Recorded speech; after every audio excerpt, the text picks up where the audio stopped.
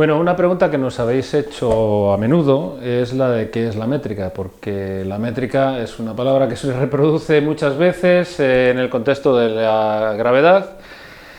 Los que sabéis un poco más sabéis que la métrica es lo que representa el campo gravitatorio, pero ¿qué es la métrica exactamente? Entonces, en primera aproximación, la métrica es algo que nos sirve para medir lo que sea. Ese lo que sea, en el caso más sencillo, es distancias. Entonces estamos acostumbrados a medir distancias.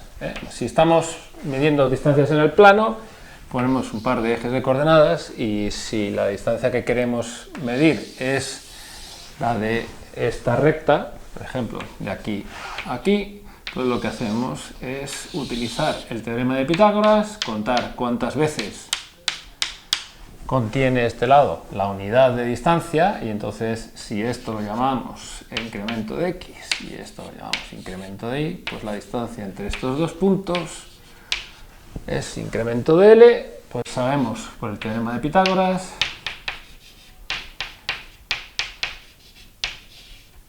que se da esta relación. ¿De acuerdo? Sumo esto al cuadrado y me da la longitud que yo quiero al cuadrado.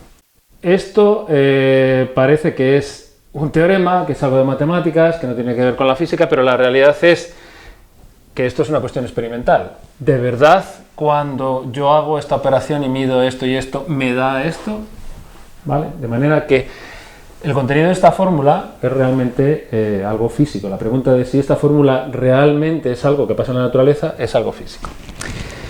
Lo segundo que tenemos que hacer con esta fórmula es primero ver que cubre más situaciones de la que nos parece. ¿Qué pasa si la recta no está aquí? Está, por ejemplo, aquí. Yo quiero medir estos dos puntos, la distancia entre estos dos puntos, ¿vale? Ahora mi incremento de L es este.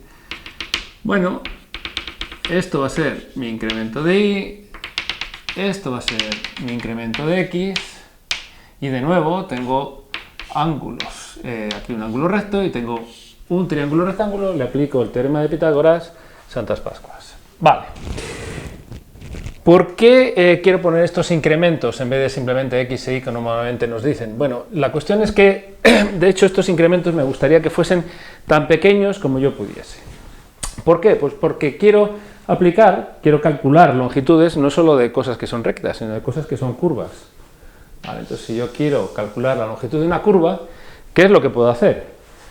Bueno, pues lo que puedo hacer es dividirla en trozos tan pequeños que los puedo considerar rectos. Y en cada uno de estos me calculo el incremento de L con sus incrementos de X, incremento de Y lo voy sumando y le aplico esta fórmula.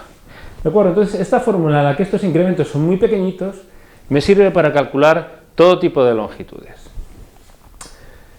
Dejadme escribirla de otra manera, ¿vale? Lo voy a escribir primero, el incremento de x al cuadrado es incremento de x por incremento de x, incremento de y al cuadrado es incremento de y por incremento de y, y le voy a poner aquí un 1, que no hace nada, y le voy a añadir, por completitud, 0 veces incremento de x por incremento de y, porque de hecho no aparece. Esta fórmula se puede escribir ahora de otra manera, que es un poco más sugerente. Es cierto que para esto tenéis que haber visto cómo se multiplican vectores y matrices, pero dejadme que la ponga porque simplemente es una manera de reescribir esto. Esta fórmula es equivalente a esta. Yo multiplico incremento de x por esto, este va otra vez multiplicado por incremento de x, y es este 1 que aparece aquí. Este de aquí es este de aquí, este de aquí, es este de aquí, y este 0 aparece aquí dividido por la mitad y aparece aquí dividido por la mitad. Este objeto, que me sirve como regla, que me dice cómo calcular distancias muy pequeñitas, esto es la métrica.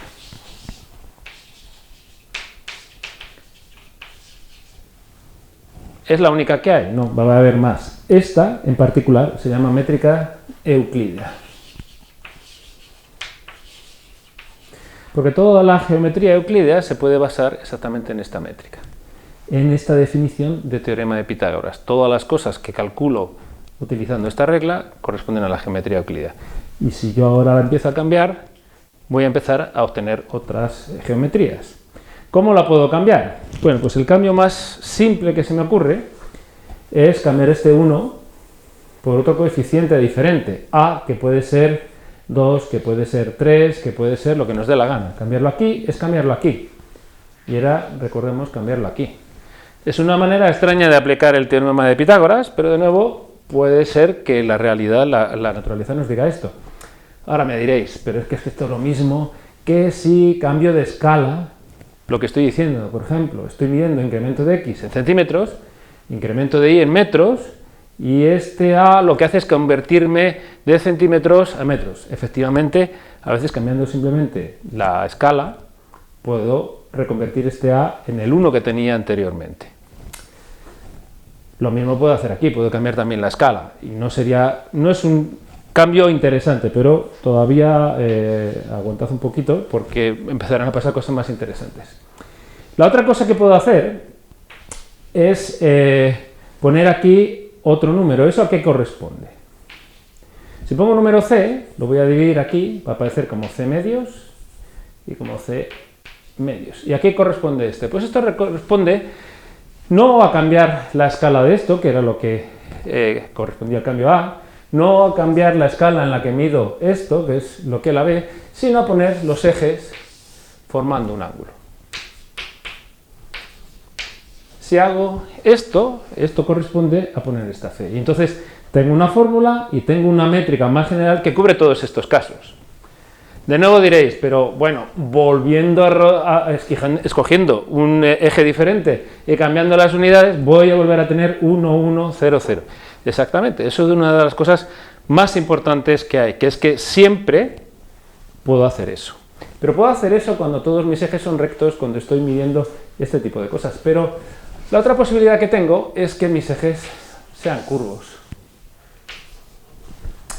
¿Cómo pueden ser curvos? Pues porque estoy poniendo, por ejemplo, ejes en una esfera, o lo estoy intentando. Vale. Si tengo estos ejes curvos, desde luego para trocitos pequeños de curva, voy a tener una fórmula que me dice la relación entre incremento de L y incremento de I. En este trocito pequeño, yo siempre voy a poder volver a 1, 1, 0, 0. Pero resulta que el A, el B y el C que tengo en cada punto va a ser diferente. En general voy a tener que este coeficiente depende de en qué punto estoy, de manera que yo hago cambio de escala, rectifico mis ejes aquí cerca y puedo hacer que sea 1, 1, 0, 0. Pero solo en un punto, en el siguiente ya no. Eso quiere decir que el espacio es curvo. De manera que la métrica puede ser localmente euclídea en un punto, pero no puedo hacer que lo sea en todas partes. Y eso indica que el espacio es curvo. Esa es la manera que tiene la métrica de codificar la curvatura del espacio. El siguiente paso, que yo creo que lo vamos a dar otro día, es el de considerar realmente la métrica del espacio-tiempo. Porque esta es una métrica que solamente sirve para medir distancias en el plano, pero la distancia que realmente nos interesa en la relatividad especial es una distancia, entre comillas, que llamamos intervalo. Y que es un poco diferente. Nos sirve para medir la distancia, esa distancia entre comillas, que ahora vamos a llamar intervalo, entre sucesos, entre puntos, cosas que ocurren en el espacio-tiempo. Entonces, en vez de tener coordenadas x e y, lo que tengo es coordenadas x y t. Y quiero saber qué es lo que pasa cuando alguien se mueve y cuál es esa distancia entre dos puntos por los que pasa, por ejemplo. Vale. La distancia que es relevante aquí, normalmente se va a poner de esta manera, se calcula de una manera completamente diferente. Es una regla completamente diferente a la de la métrica euclídea. Ahora, este objeto cuadrado que teníamos aquí tiene esta forma característica y esto va a ser la métrica de Lorentz y este es el espacio de Minkowski. En otro día veremos exactamente el por qué tiene que tener la métrica de esta forma y por qué, a qué efectos da lugar el medir las cosas de esta manera. Si ahora cambiásemos de coordenadas, si yo cambio la escala de segundos con lo que mido el tiempo, realmente tendría que, he puesto aquí la velocidad de la luz, que me la he comido porque le he puesto con valor igual a 1, cosas de la costumbre, pero si lo pongo en las unidades en las que c no es 1, tengo aquí un c cuadrado, realmente. Podría cambiar de escala la x, podría poner aquí otro número, ¿ve? Y podría de alguna manera torcer los índices, pero los ejes. Pero está claro que yo siempre podría volver a esta situación anterior. Esto es porque localmente, si el espacio mío es plano, puedo volver a esta métrica que es localmente Lorentz y localmente espacio Minkowski. En el momento en que hay curvatura porque hay gravedad, voy a tener funciones que dependen del punto, diferentes, y voy a poder hacer un cambio de coordenadas que reajuste los ángulos entre los ejes, las unidades, etcétera, de manera que tenga menos c cuadrado y 1, pero nunca voy a poder hacerlo en más de un punto a la vez. Esa es la característica del espacio curvo, y esta es básicamente lo que es la métrica.